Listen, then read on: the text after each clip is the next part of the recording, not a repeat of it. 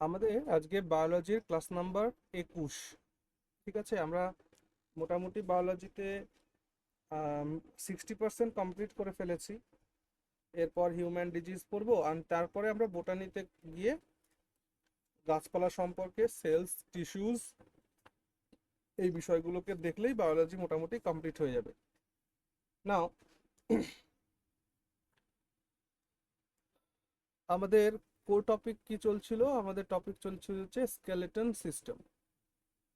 Skeleton system আমরা পড়ছিলাম। তো স্কেলেটন সিস্টেমের কোন পর্যন্ত কি পড়া হয়েছিল একটু আমায় বলো তো দেখি।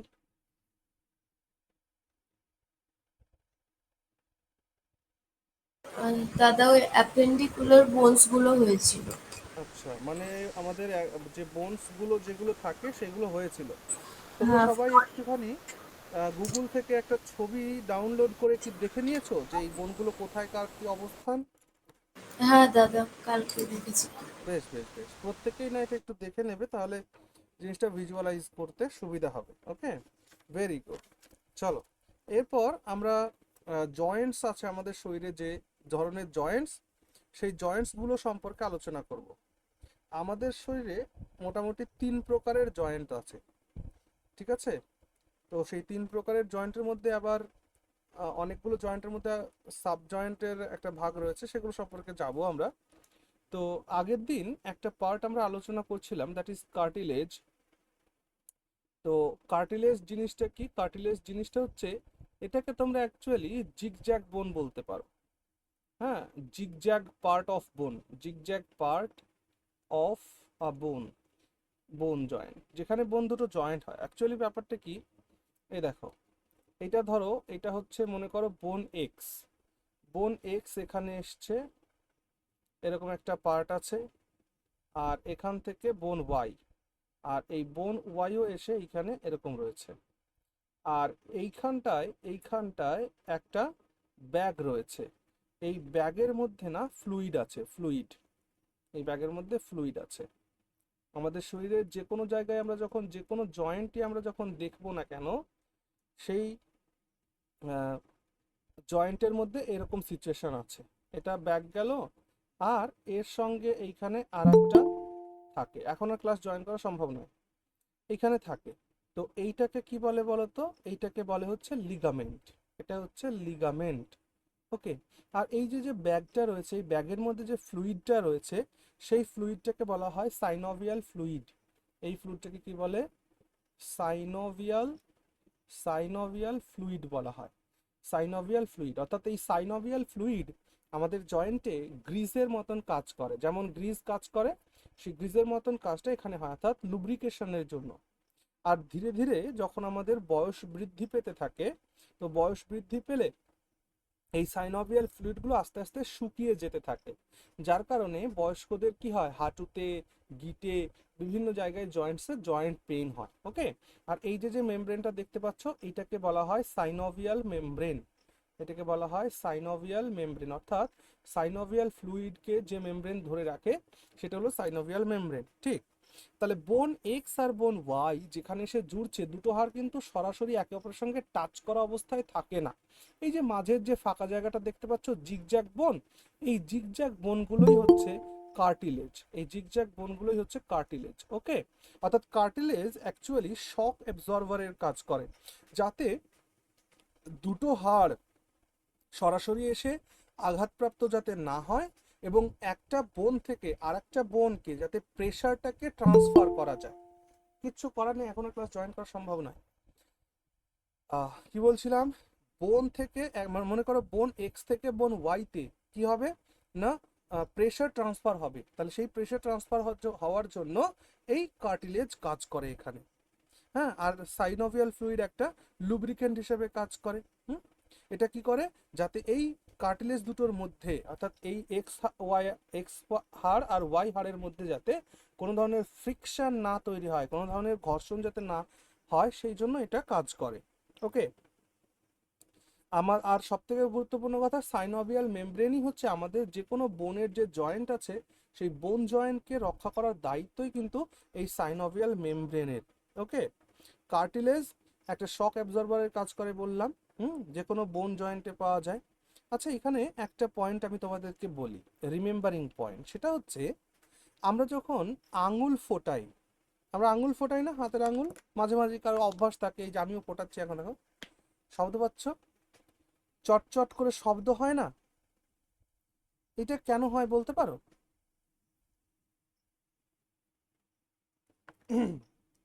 মনে রাখবে, আমরা যখন আঙ্গুল ফোটাই তখন দেখবে চটচট করে শব্দ হয়। এর কারণটা হচ্ছে এই যে যে সাইনোভিয়াল ফ্লুইড দেখতে পাচ্ছ, এই সাইনোভিয়াল ফ্লুইড যেহেতু একটা মেমব্রেন দিয়ে ঘেরা, তাই সাইনোভিয়াল ফ্লুইডের মধ্যে কি হয়, CO2 জমা হয়, কার্বন ডাইঅক্সাইড। সাইনোভিয়াল ফ্লুইডের মধ্যে কার্বন ডাইঅক্সাইড জমা হয়ে এখানে না বাবলস তৈরি হয়, বাবলস তৈরি হয়, ছোট ছোট বলসের মতন, মানে বৃষ্টির জল যখন মাটিতে পড়ে তখন দেখবে যে ডিমের মতন ফুলে ফুলে ওঠে, ওইরকম সিচুয়েশন ক্রিয়েট হয়। হ্যাঁ, সেইগুলো যখন আমরা বাস্ট করি, আর সেগুলো বাস্ট যখন হয় তখনই চটচট করে শব্দ হয়। বুঝতে পারছো? অর্থাৎ সাইনোভিয়াল ফ্লুইডের মধ্যে কার্বন ডাইঅক্সাইড জমা হতে থাকে এবং সেখানে বাবলস তৈরি হয়, আর এই বাবলসগুলো যখন বাস্ট হয় তখনই এই চটচট করে শব্দটা ক্রিয়েট হয়। এটা মাথায় রাখবো। ওকে, বেশ। তাহলে কার্টিলেজ কি জিনিস আমরা এটা বুঝলাম।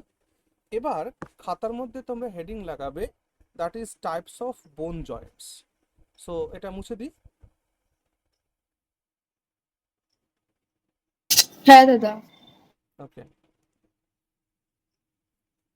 চলো হেডিং লাগাও, টাইপস অফ বোন Joints.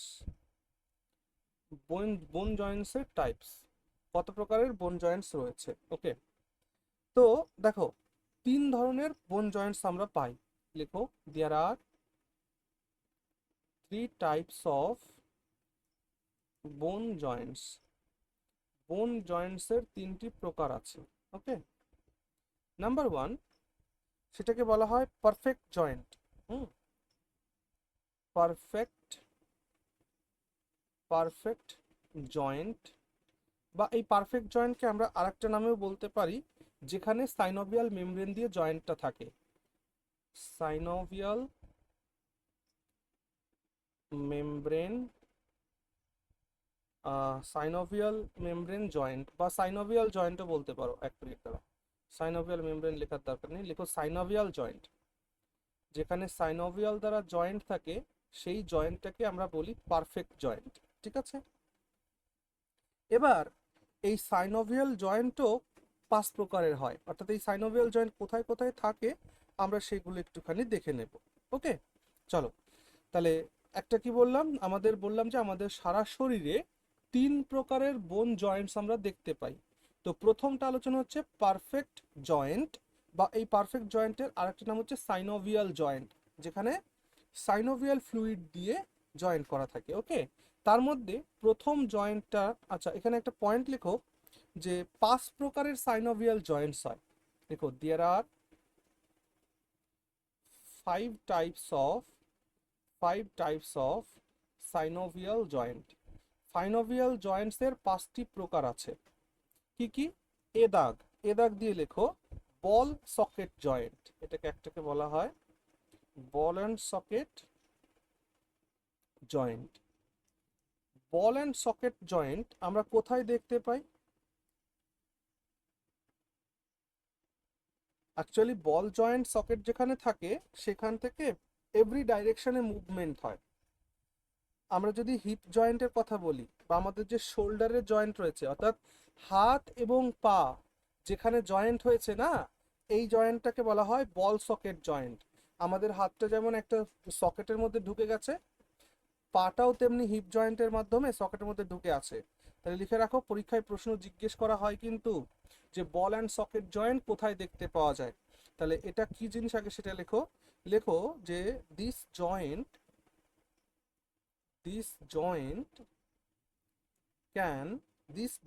can move in every direction. এটা প্রত্যেকটা ডাইরেকশনে মুভ করতে পারে। ওকে, বেশ। নেক্সট পয়েন্ট কি, কোথায় দেখা যায় এটা? শোল্ডার জয়েন্টস, আমাদের হাতের জয়েন্টস আর পায়ের জয়েন্টস, মানে যেখান থেকে হাত শুরু হচ্ছে, শোল্ডার জয়েন্টস আর এর সাথে হিপ জয়েন্টস। এটাকে বলে ball and socket joints. Okay, গেল।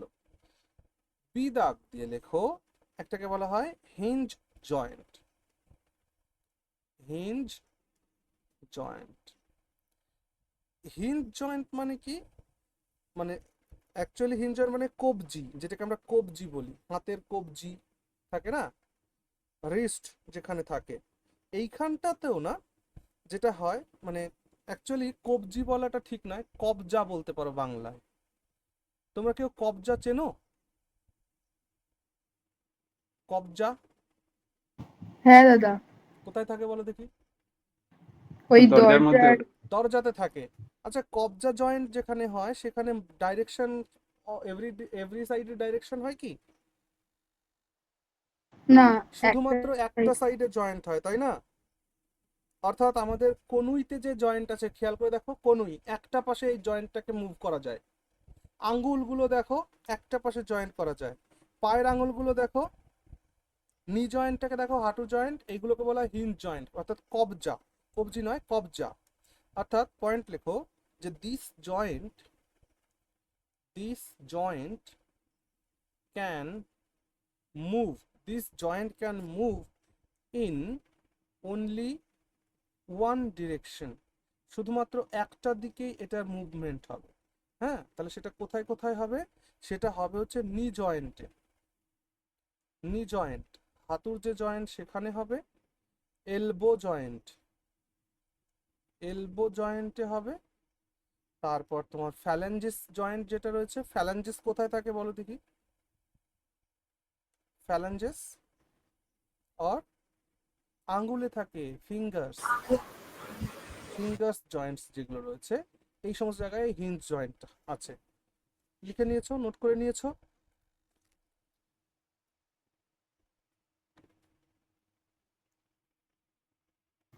হ্যাঁ দাদা। বেশ, তাহলে মুছে দিই। চলো সি, দাগ নাম্বার সি। সিতে লেখো পাইভট জয়েন্ট বা পিভট জয়েন্ট, যাই বলো না কেন। এই পিভট জয়েন্ট কোথা থেকে? এটা মানে তুমি বলতে পারো কিভাবে মনে রাখবে।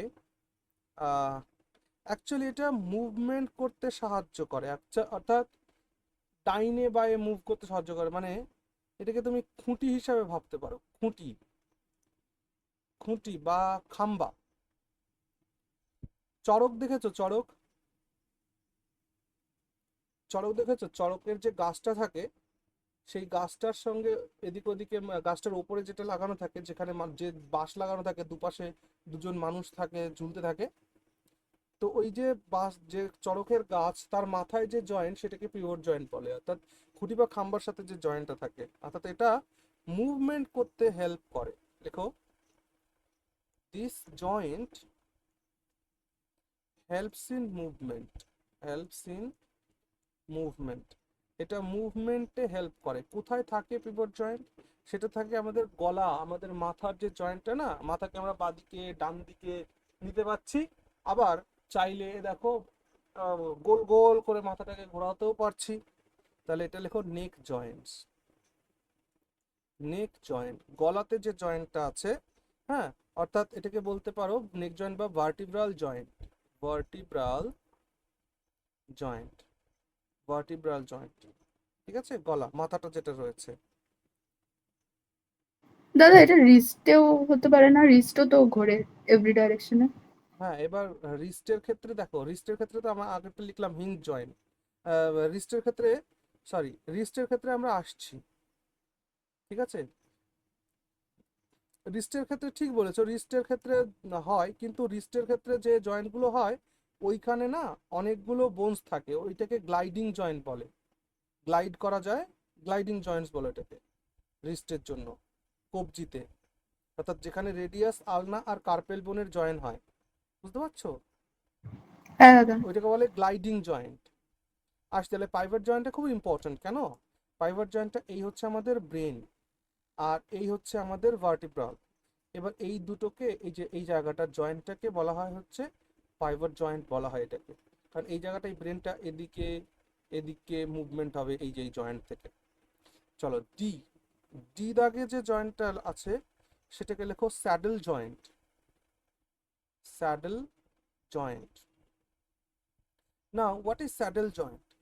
স্যাডেল জয়েন্ট মানে হচ্ছে বল সকেট জয়েন্ট, যেমন দেখেছো একদম বল সকেট জয়েন্টের মতনই, কিন্তু এটা বড় বড় হাড়ের জন্য নয়, এটা ছোট ছোট হাড়ের জন্য। ঠিক আছে, যেখানে আমাদের কার্পেল বোন রয়েছে, মেটাকার্পেল বোন বা ফ্যালাঞ্জেস যেখানে রয়েছে, বা টার্সেল মেটাটার্সেল ফ্যালাঞ্জেস যেখানে রয়েছে, এই জায়গাতে আমরা দেখতে পাই। ঠিক আছে, স্যাডেল জয়েন্টটা। তাহলে এটা লেখো যে সিমিলার লাইক,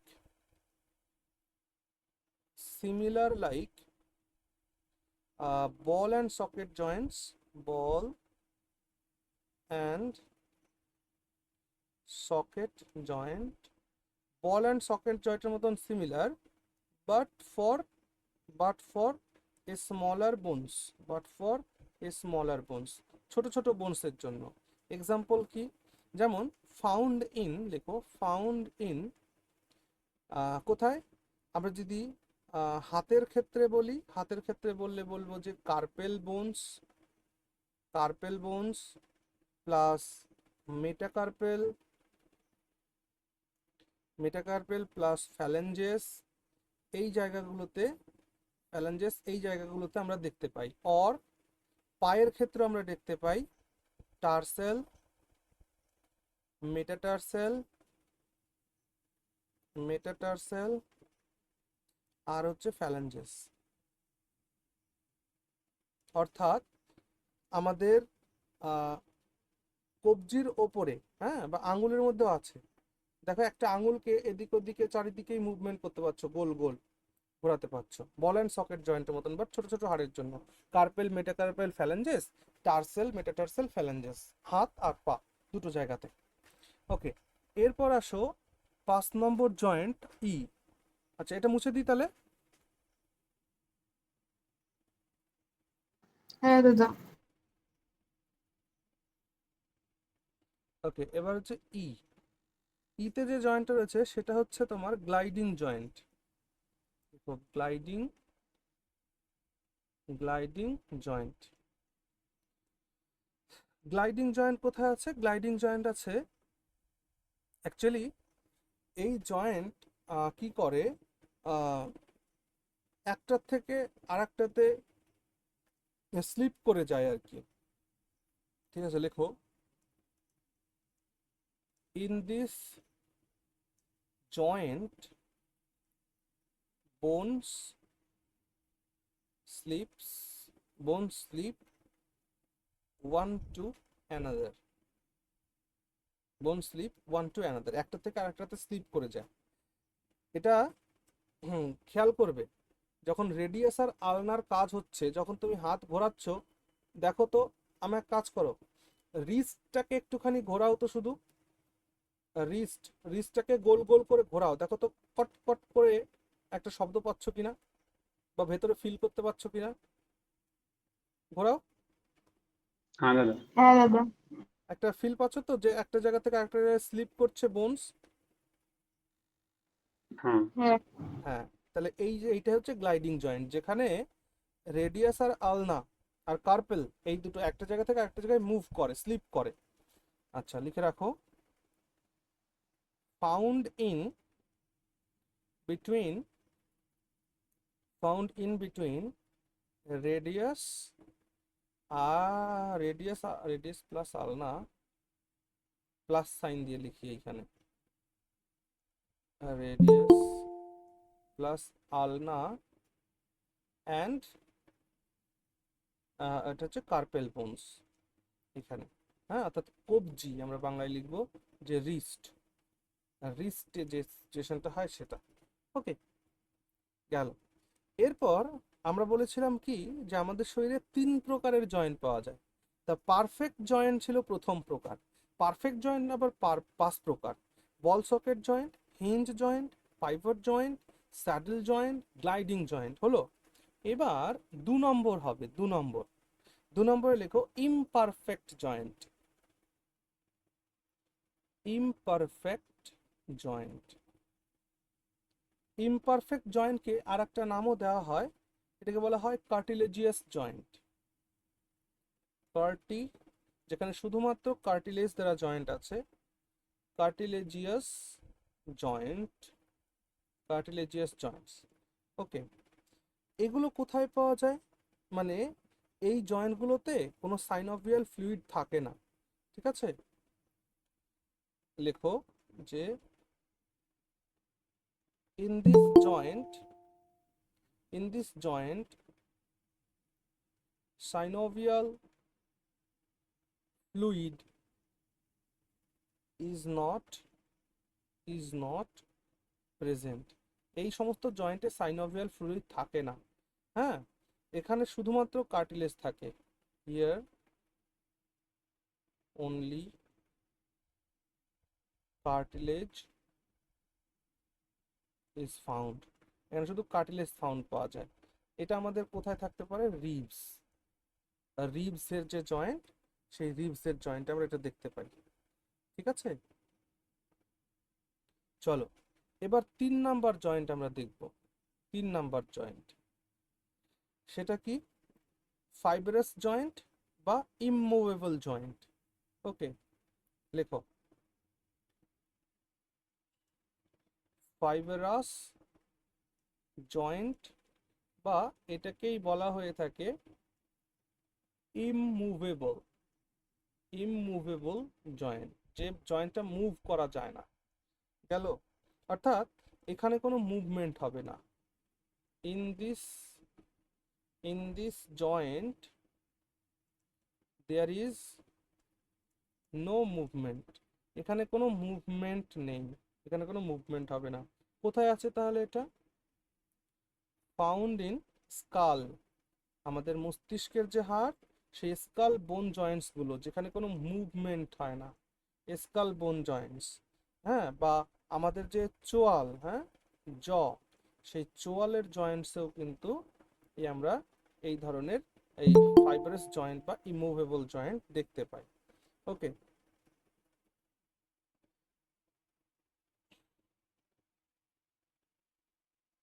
চলো, তো মোটামুটি এই কয়েকটাই ব্যাপার এখানে জয়েন্টের সম্পর্কে বলার ছিল। এবার আমরা যদিও এটা আমরা প্রিভিয়াসলি আলোচনা করেছি, তবু একবার আলোচনা করি। নোটটা তো থাক, হ্যাঁ চলো মুছে দিই তাহলে। এটা এই হচ্ছে 3 প্রকারের জয়েন্ট হয়ে গেল।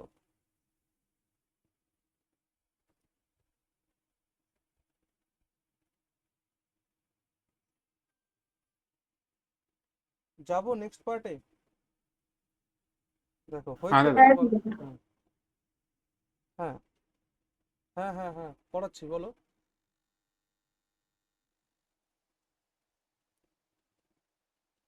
চলো, আহ এবার হেডিং লাগাও, কম্পোজিশন অফ বোনস, হাড়ের কম্পোজিশন। যখন আমরা, কি হলো এরকম বাঁকা হয়ে লেখা হচ্ছে কেন আজকে? যখন আর আমরা হাড়ের কম্পোজিশনের কথা বলছি, তখন হাড়ের মধ্যে 3 প্রকারের জিনিসের আমরা দেখব। এক হচ্ছে ইনঅর্গানিক কম্পাউন্ড, আর একটা দেখব অর্গানিক কম্পাউন্ড,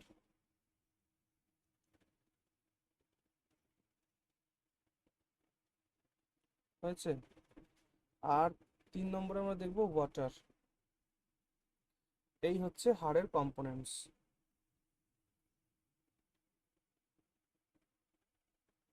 মজার বিষয় হলো যে জল আমাদের হাড়ের মধ্যে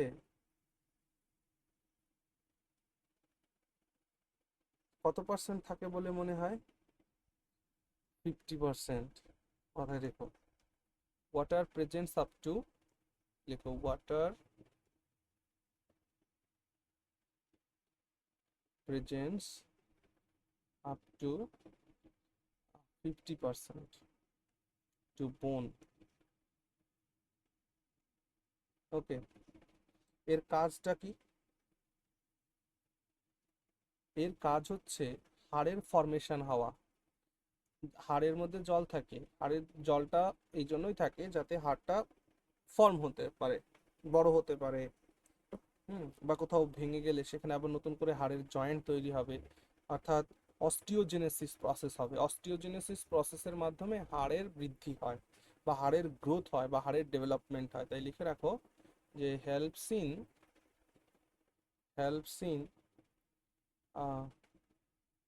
অস্টিওজেনেসিস প্রসেস। অস্টিওজেনেসিস প্রসেসে হেল্প করা হচ্ছে এর কাজ। অর্গানিক কম্পাউন্ড যেটা, অর্গানিক কম্পাউন্ড কি কি থাকে? অর্গানিক কম্পাউন্ডের মধ্যে থাকে হচ্ছে দুটো জিনিস, একটা হচ্ছে কোলাজেন প্লাস আরেকটা থাকে ইলাস্টিন। কোলাজেন, দাদা অস্টিওজেনেসিস প্রসেসটা কি বললে আরেকবার বলো তো? অস্টিওজেনেসিস প্রসেস মানে হাড়ের ডেভেলপমেন্ট, হাড়ের বৃদ্ধি, হাড়ের গ্রোথ, হাড়ের ফর্মেশন, এই টোটাল প্রসেসটাই হচ্ছে অস্টিওজেনেসিস প্রসেস। ওকে, ওকে। তাহলে কোলাজেন আর ইলাস্টিন হচ্ছে বোনের মধ্যে থাকা অর্গানিক কম্পাউন্ড। ঠিক আছে, এটা হাড়কে ফ্লেক্সিবিলিটি প্রদান করে। ফ্লেক্সিবিলিটি, যদি আমাদের হাড়ের মধ্যে ফ্লেক্সিবিলিটি না থাকতো তাহলে দুমদাম করে হাড় ভেঙে যেত। যদিও কিন্তু আমাদের হাড় দাদা ফ্লেক্সিবল নয়, আমাদের হাড় কিন্তু রিজিড সাবস্ট্যান্স, তা সত্ত্বেও রিজিড সাবস্ট্যান্স সত্ত্বেও কিন্তু বলতে পারো যে হাড়ের মধ্যে একটু ফ্লেক্সিবিলিটি আছে। কেন? কারণ দাদা আমরা, হ্যাঁ বলো বলো। দাদা কোলাজেন আর এটা কি লিখেছো? ইলাস্টিন, ELASTIN, ELAS, দাঁড়াও আমি ঠিক করে লিখে দিচ্ছি। ইলাস্টিন, ইলাস্টিন, ওকে, কোলাজেন প্লাস ইলাস্টিন। চল লিখে রাখো, this provide flexibility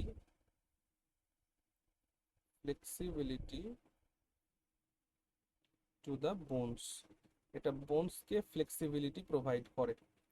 R inorganic কম্পাউন্ডের মধ্যে মাথায় রাখতে হবে যে হাড়ের মধ্যে কোনো কার্বন থাকে না।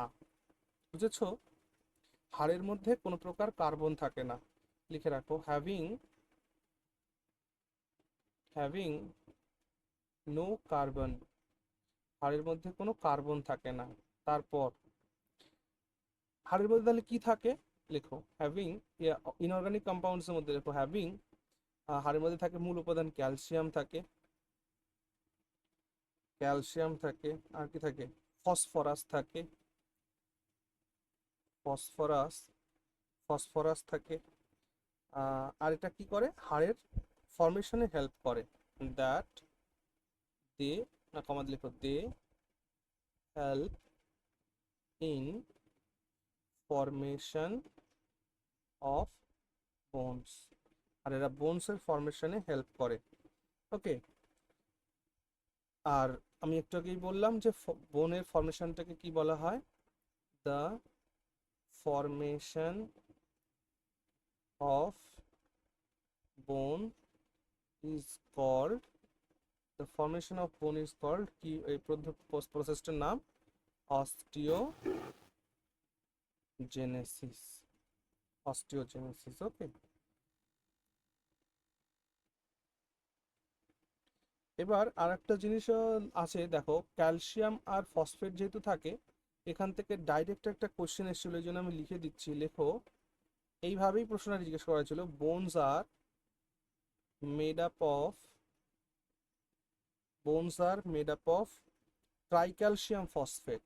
মনে রেখো, tricalcium tricalcium phosphate, tricalcium phosphate, এটা।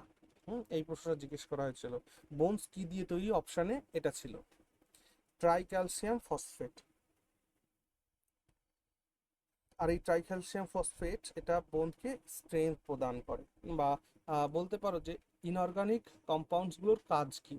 ইনঅর্গানিক কম্পাউন্ডসগুলোর কাজ হচ্ছে এরা হাড়কে শক্তি প্রদান করে। হ্যাঁ, দিস দেখো this provide strength, this provide strength to the bones, to the bones, এটা বোনসকে স্ট্রেংথ প্রদান করে। ওকে, ক্লিয়ার হলো? চল, আমাদের শরীরের মধ্যে কতগুলো টিস্যু আছে এটা নিয়েও প্রশ্ন জিজ্ঞেস করেছে কিন্তু, ঠিক আছে? সো মাথায় রাখবা 639, আমাদের শরীরের মধ্যে 639টি মাসেল আছে, টিস্যু বলছি, সরি সরি, পেশি। আমাদের শরীরের মধ্যে আছে হচ্ছে 639 ধরনের পেশি।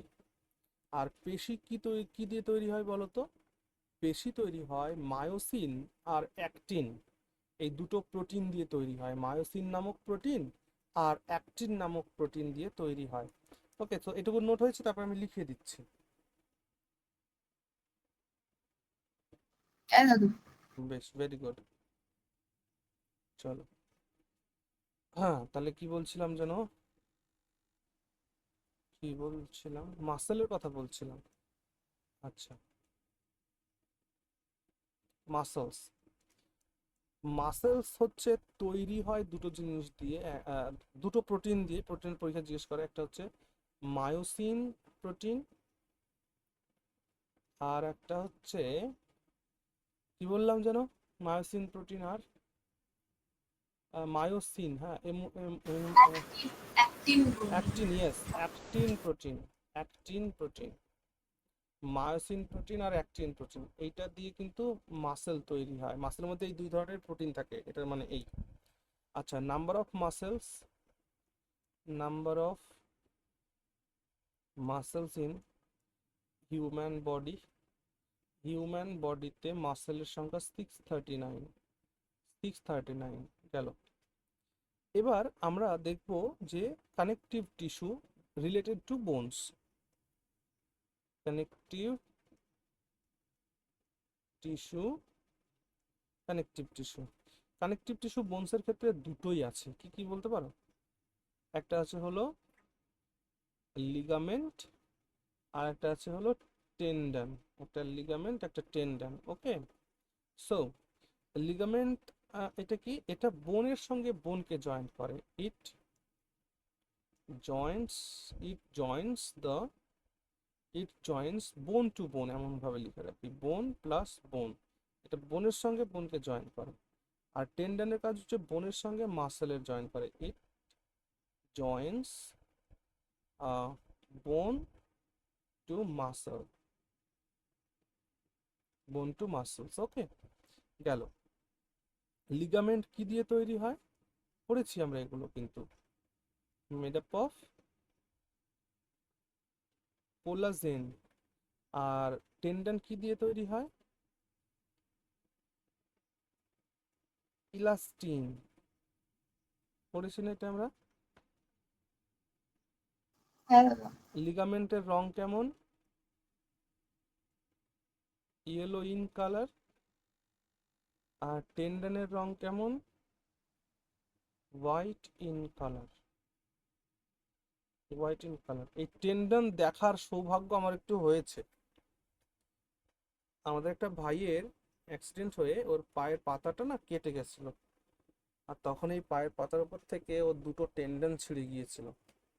সেই টেন্ডনটা একদম বাইরে বেরিয়েছিল, তো সাদা মনে হচ্ছিল কি, সেই মোটা লেপ সেলাই করা সুতো পাওয়া যায় না, ওরকম দেখতে। তাহলে yellow in colour, yellow in, white in colour. Okay, tendon সাদা, আর লিগামেন্ট হচ্ছে হলুদ। মনে পড়ে যে এই কোলাজেন আর ইলাস্টিন, এদের ফরমেশনে কোন ভিটামিন সাহায্য করে?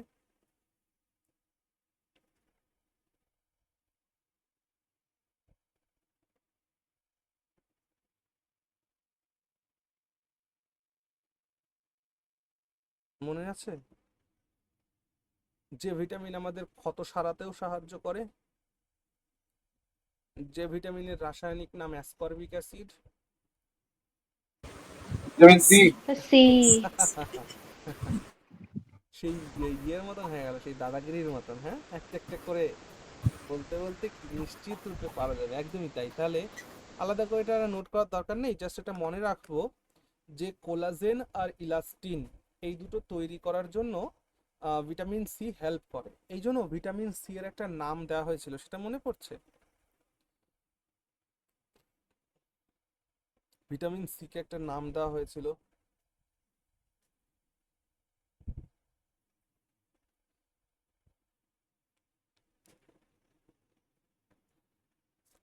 ভিটামিন সি কে কোনো ধরনের নাম দেওয়া হয়েছিল?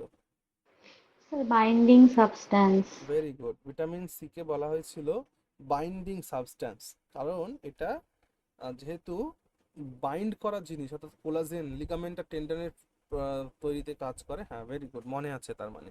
চলো, এখান থেকে আর একটা কথা বলবার, যে আমাদের শরীরে সব থেকে শক্ত হাড় কোনটা, একটা নোট করে লিখে রাখো, যে দ্য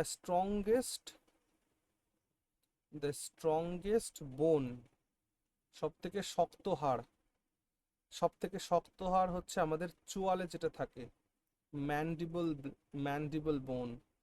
ম্যান্ডিবল বোন মানে বাংলায় লিখে রাখো চোয়ালের হাড়। চোয়ালের হাড়, চোয়ালের হাড়, চোয়ালের হাড় হচ্ছে সব থেকে শক্ত। আচ্ছা, বোন সম্পর্কে পড়াশুনোকে কি বলে? এগুলো নোট করছো তো?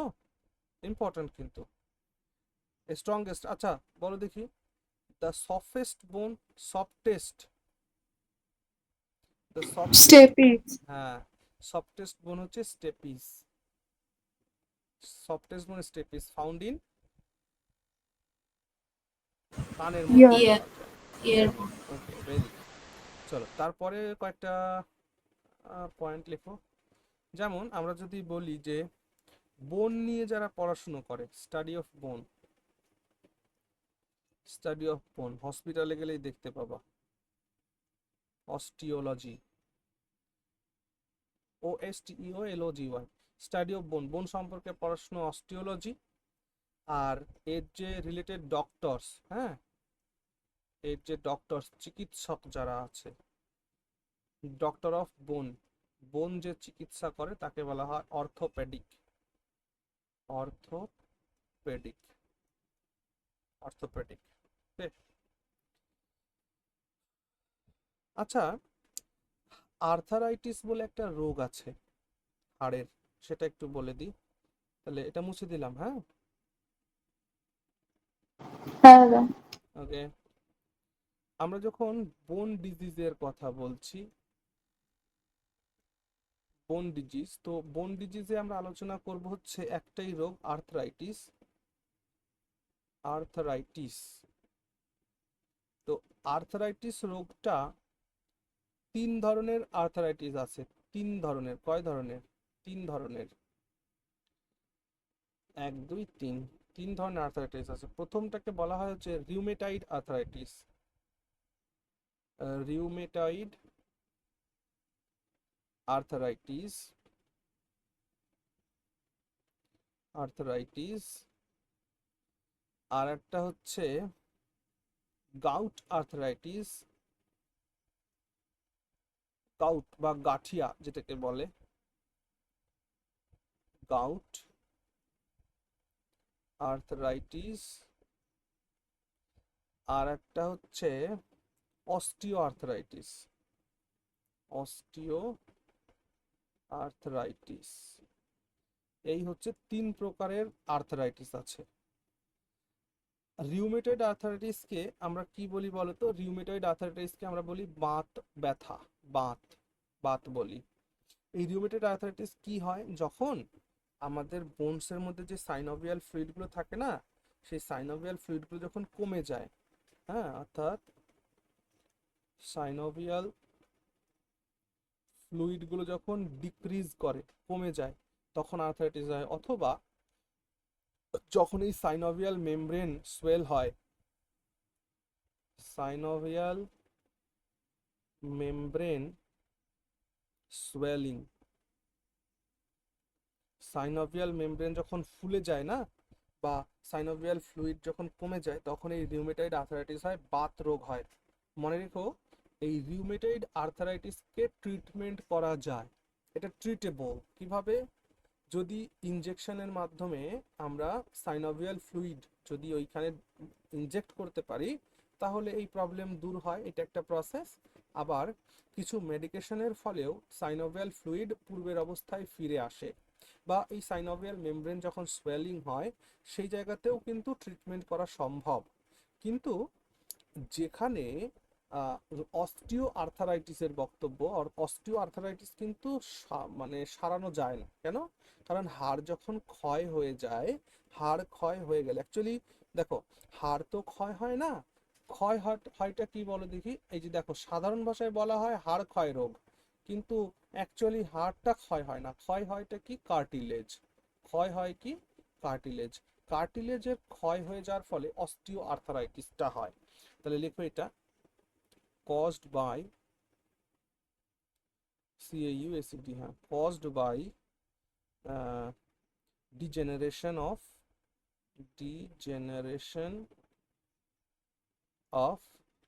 cartilage। কার্টিলেজ যখন ক্ষয়প্রাপ্ত হয় তখন এই অস্টিও আর্থারাইটিস হয়। বলে যে আমার হাড় ক্ষয় হয়ে গেছে, হাড় ক্ষয় রোগ। এটা গেল। এটাকে ট্রিটমেন্ট করলে সারে না, কারণ যেহেতু হাড় হয়েই গেছে, ওখানে তার নতুন করে হাড় তৈরি করার মতন, কার্টিলেজ তৈরি করার মতন এজ থাকে না। তবে হ্যাঁ, যদি বাচ্চা বয়সে হয়, মোটামুটি ধরো 20-25 বছর বয়সে যদি কারো অস্টিও আর্থারাইটিস হয়, তাহলে সেটা ট্রিটমেন্ট করলে হয়তো কিউরেবল হতে পারে। কিন্তু অ্যাকচুয়ালি এই অস্টিও আর্থারাইটিস, এই ডিজিজটি লক্ষ্যই করা যায় 40, 45, 50 বছরে, যেখানে আর নতুন করে এই কার্টিলেজের ফর্মেশন হওয়া বাইরের মেডিকেশন দিয়ে সম্ভব হয় না।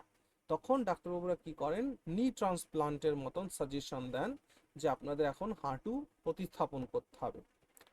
ওকে, এরকম একটা ব্যাপার। আর গাউট আর্থারাইটিস আছে, গাউট আর্থারাইটিসটাও কিন্তু কিউরেবল। তাহলে এটা কিউরেবল, এটা কিউরেবল, বাট এটা কিউরেবল নয়। আচ্ছা, কিউরেবল নয় বলছি আমি, তাহলে যে সন্ধি সুধা তেল মাখে, দেখবো বিভিন্ন টেলিভিশনে আগে দিত না, বিভিন্ন ধরনের তেলের অ্যাডভার্টাইজমেন্ট হতো, এই তেল মাখলে ব্যথা কমবে, কোনোদিন সম্ভব নয়, ওটা কমা সম্ভবই নয়। যদি আর্থারাইটিস, অস্টিও আর্থারাইটিস যদি হয়, হাড় ক্ষয়, ওটা তো কিছু করারই নেই। বাট রিউমেটয়েড আর্থারাইটিস, এই যে সাইনোভিয়াল ফ্লুইড ডিক্রিজ করছে, এটাকে ঠিক করা যেতে পারে এক্সটার্নাল বা ইন্টারনাল মেডিকেশনের দ্বারা। আবার গাউট আর্থারাইটিস, এটাকেও ঠিক করা যেতে পারে। এটা কখন হয়? দেখো, আমাদের হাড়ের মধ্যে যখন ইউরিক অ্যাসিডের মাত্রা বেড়ে যায়, ইউরিক অ্যাসিডের মাত্রা কি করে বাড়ে? আমরা প্রতিনিয়ত মানুষ জন্মের পর থেকে যারা আর কি আমিষ ভক্ষণ করে, যারা ননভেজ খাবার খাচ্ছে জন্মের পর থেকে, তারা প্রচুর পরিমাণে সারা জীবনে কি করছে, প্রোটিন কনজিউম করছে। আর সেই প্রোটিনগুলো আলটিমেটলি অ্যামাইনো অ্যাসিড তৈরি করছে। আর অ্যামাইনো অ্যাসিড আমাদের শরীরে ব্যবহার হয়ে যাওয়ার পর সেটা কিসে কনভার্ট হচ্ছে? অ্যামোনিয়াতে কনভার্ট হচ্ছে। আর সেই অ্যামোনিয়া মানব শরীরের জন্য খুব বিষাক্ত পদার্থ। তাই সেই অ্যামোনিয়াকে শরীর সরাসরি এক্সক্রেট করতে পারে না, বাইরে বের করতে পারে না। তাহলে কি হয়? তখন সে লিভারের সহযোগিতা প্রার্থনা করে যে লিভার ভাই, আমার যে অ্যামোনিয়া যে তৈরি হয়েছে, এটাকে কিছুতে কনভার্ট করো। তখন কিডনি বলে যে আমাকে যদি আপনারা অ্যামাইনো অ্যাসিডকে ইউরিয়াতে কনভার্ট করে দিতে পারেন, তাহলে আমি ওটাকে বের করে দিব। আর তখন লিভার সেই কাজটাই করে, অ্যামোনিয়াকে ইউরিয়াতে কনভার্ট করে। আর সেই ইউরিয়াতে কনভার্ট করার প্রসেসের মধ্যেই আমাদের শরীরে ইউরিক অ্যাসিড তৈরি হয়। বলতে পারো ডালের মধ্যে প্রোটিনের সর্বোৎকৃষ্ট সোর্স কোন ডাল? মুসুর ডাল মুসুরির মুসুর ডাল। Very good. এই জন্য দেখবা যাদের ইউরিক অ্যাসিড হয় তাদের ডাক্তারবাবুরা সবার আগে কি খেতে বারণ করে? মুসুর ডাল। ডালটা আগে বারণ করে, সয়াবিন বারণ করে। অ্যাকচুয়ালি গাউট আর রিউমাটয়েড আর্থারাইটিস, এটা আমার অ্যাকচুয়ালি পুরো ফ্যামিলি ব্যাকগ্রাউন্ড। আচ্ছা, ঠিক। তো গাউট কিউরেবল, রিউমেটয়েড আর্থারাইটিসও কিউরেবল। ঠিকঠাক করে মেডিকেশন নিলে ওটা ঠিক হয়ে যায়। আচ্ছা, আমি এখানে একটা কথা বলি, আমি কোনো অ্যাডভার্টাইজমেন্ট করছি না, আমি আমার অনুভব বলছি।